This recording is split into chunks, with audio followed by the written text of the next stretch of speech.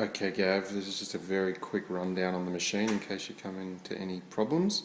This machine, I've had it warmed up for about 10 minutes. As you can see, the on switch is flipped to number 2 here, so that means it's on. If you want to turn it off, you flick it back to 0, and you actually see the green light, which was there, goes off. So we'll put it back on again, green light goes on. Sometimes this orange light goes on here.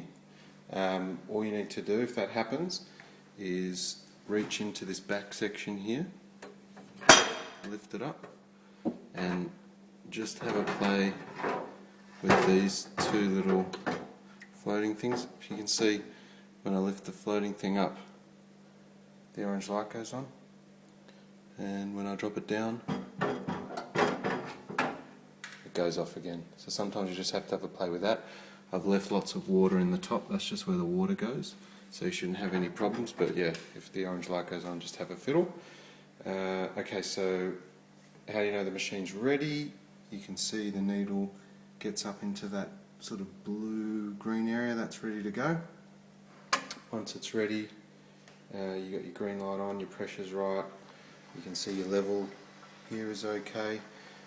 You just obviously put your coffee in here. I know you know how to use the grinder, so I'm not going to show you that.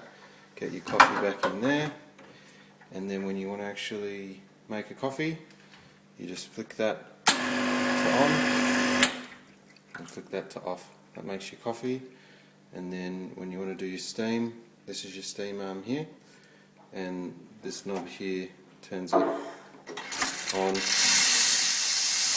and off. So that's on, clockwise is off, and that's it. Good luck.